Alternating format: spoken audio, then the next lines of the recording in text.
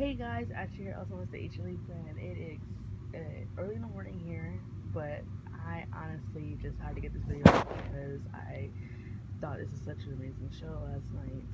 I wanted to do my SummerSlam review. Honestly, I didn't want to talk about every single match on here. I just want to talk about the main event because it was either the best fucking match of the entire show. But I want to talk about all the matches because honestly, I feel like this is a really good show. I would say it was better than last year's show. I thought it was better than 2021 SummerSlam. I couldn't help but feel like this show had way more consistency and it was structured in a way that it just was really good to me. Um, so I would say overall it was an A minus show because some of those matches were filler, and I couldn't help but feel like some of the boring matches were longer, but the ones that had more storylines were way shorter. So that's just go all through the matches and that's just give my perspective on them. For the first match of the night was actually Bianca Belair versus Becky Lynch, and you know what? This match was boring. They have no chemistry in the ring. Becky is a terrible sell. She does not sell anything. She's terrible at it. And then automatically Becky Lynch just turns babyface at the end of the match, which honestly I'm not complaining about because she's been healed for way too long and she has not done nothing exciting as a heel. So maybe turning her into babyface will probably make people like her. Not me, because I don't like her at all. So turning her into anything won't make me like her. So, yeah, Bailey came back, and honestly, I don't care. She didn't get no pop. Becky Lynch got a lot of pop last year. Bailey, no one missed her. I didn't. I totally forgot she was injured because she's been out for so long. I totally forgot she was injured, and I have no idea who the hell those jobbers were that she runs to SummerSlam with her. Honestly, this would have been better if they would have Triple H would have had tried to convince Sasha to come back, because at least that could convince me. Like, at least Sasha Banks would have gotten a bigger pop. Like, you could have had done Sasha or somebody else. But Bailey, no one missed her. So I'm not really excited for what they have cooped up for that. And Bianca, her title reign is starting to get very stale and very boring because they're not doing anything with it to keep it exciting, to keep her exciting as a champion, to help her grow as a champion. So I'm about ready for her to drop the title, but I just don't want her to drop it to anybody. I want them to build up an incredible heel to take the title away from Bianca. That's what we need. It's not enough heels in the Raw's division to take the title away from Bianca. There's not enough credible heels to take the title away. And I feel like Becky turning babyface is just a good thing because she's been healed for way too long. And if that means Billy has to be healed, then that's not fine by me, but at least it's not Becky all the time. So that was my opinion on the first match. Boring, no chemistry, and a very cheap way to try to get people to be excited for the show because no one cared about Bailey, but I guess people were, but I wasn't. The second match is Logan Paul versus The Miz. Honestly, I don't care for this match. I didn't care for it at all, so that's just my opinion. I don't care for it. The third match is Bobby Lashley, Austin Theory. I really don't care about this match. Austin Theory is just not ready at all. Like, he's not ready. He's not. Honestly, I don't understand why they didn't make him cash in and fail because he's not gonna cash in successfully.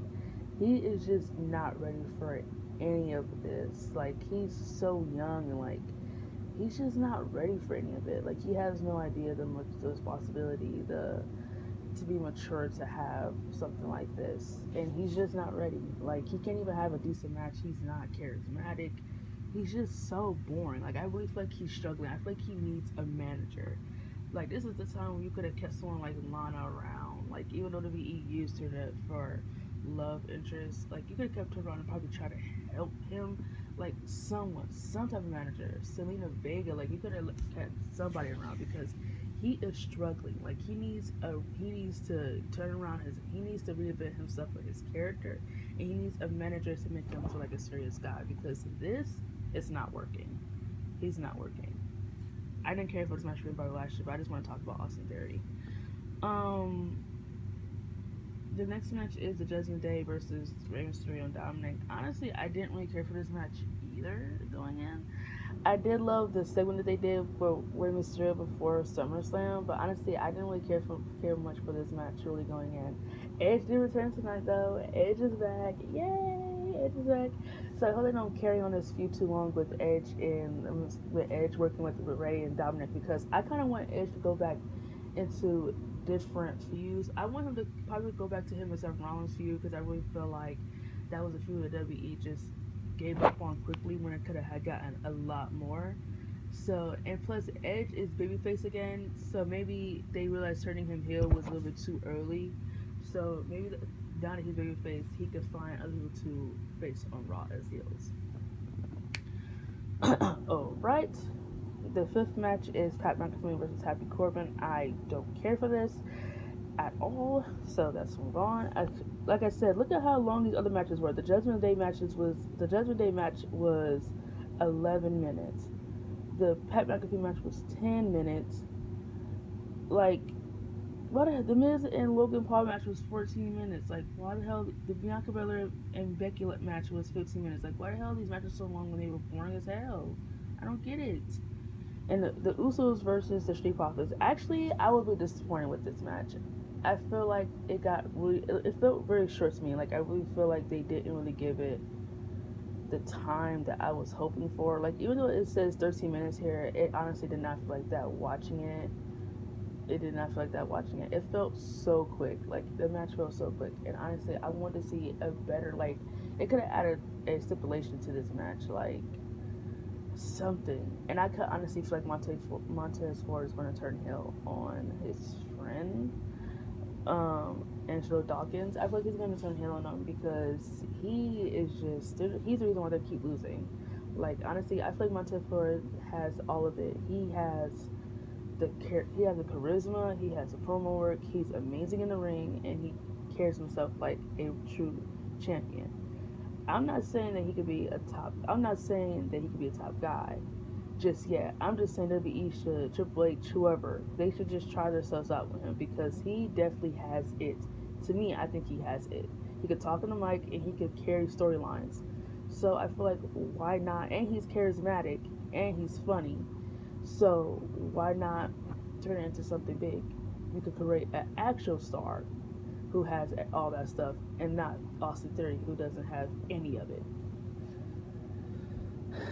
Coming in at number 7, the 7th match of the night, Liv Morgan versus Ronda Rousey. Honestly, I'm really disappointed that this match was shorter than a Becky and Bianca match because I actually wanted to see what Liv could do in the ring with someone like Ronda Rousey. Honestly, I feel like Ronda Rousey, she's so boring. She's so generic. Like, honestly, and she purposely injures her opponents. Like, she isn't good at selling, and she really does injure her opponents. Like, she tried to injure Liv's arm the entire match. Like, I really feel like that's not wrestling. I feel like you're just trying to purposely injure your opponent. There's a difference between trying to take control of a body part and trying to use it to wear down your opponent, and then there's a difference between trying to purposely injure them. When a referee has told you that they're not okay and you still try to purposely injure them. So, what are you, the next Nia Jax? But anyway, a lot of people were bashing Liv Morgan on how she won, and it's like, oh my gosh, get the fuck over it. Are you kidding me? The referee counted Ronda Rousey's her shoulders on way before Liv Morgan tapped out. Get the fuck over it. There has been worse champions than Liv Morgan, okay? Worse champions than Liv. So please, just shut up. Because no one wants to see Ronda Rousey as champion, okay? She sucks. She's boring as fuck. She doesn't bring nothing to the table. She isn't charismatic at all when she's in WWE. She can't carry storylines, and she can't talk. For the love of God, she can't talk. So please, that's just in this facade. No more Ronda. Liv needs to stay champion because a Liv Morgan champion is way more significant than Ronda Rousey ever holding the title. Okay? Okay. Now, coming in number 8, the main event of the night. Honestly, this match between Roman Reigns and Brock Lesnar was fucking amazing. I honestly loved everything about it. I thought this was a really good main event. It was a good way to write off their feud. The one thing, if I had to complain a little bit about things I didn't like, I also kind of hated how they made Brock Lesnar take control of the match. I don't understand why WWE, I guess they told Roman Reigns to go out there and get his ass beat, and I guess that's why a lot of people were so upset that he won at the end.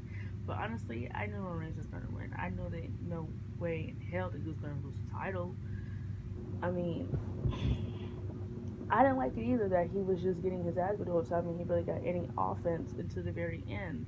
I honestly thought that I was going to see him taking more control of the match, but he didn't, which really bothered me, which really thought had me thinking I was on the edge of my seat with my sister when we was watching this on Peacock, just feeling like, oh my gosh, please WWE, do not piss me off, please do not piss me off. My heart was beating so fast because I do love him Reigns. I do love him. I've always been a fan, and I just don't want to lose titles because I know I did say this in my other my update about WWE that if he's going to be a part timer, then maybe he shouldn't have the titles. But now that I've seen this match and now that I have seen the roster, it just comes to my conclusion that they have not beat up anyone incredibly strong to take the titles away from him. So if he got to be a part timer to into WWE could find a credible babyface to take the hit to take the titles off him, then I feel like him as champion is way more credible and way more significant to the roster.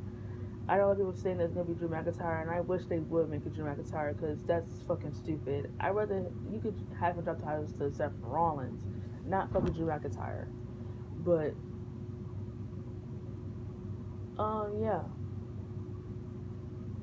yeah, it was a good main event. Honestly, it really had me on the edge of my seat because when they had Austin Theory come out, I honestly thought that they was gonna do something stupid and have him cash in, but they didn't. Brock Lesnar stopped all of it, and then when Roman Reigns and the Usos stacked him up with a whole bunch of stuff, and he still won with a count of 10. It was so amazing. And then Brock Lesnar, he put him on a tractor. He lifted up the ring with the tractor. There was so much destruction. It was just such a good match. It was easily a really good last man standing match, and I really loved it. Um, so yeah, so I guess it's just gonna be the last time we see Roman Reigns into Cash at the Castle, which I really hate because I really feel like he should be on Monday Night Raw and SmackDown, just talking about how he's unbeatable, just explaining his dominance on why he can't be beaten. And I just feel like Lorenz is easily doing the best thing. This is the best work he's ever done in his entire career, and he's really looking really strong. WWE is really making him look strong. So congratulations to Roman Reigns because he's doing the best thing. He's doing his job. He's amazing. So that was SummerSlam. Honestly, an A minus pay per view, and I can't wait to see what they do with the next pay per view.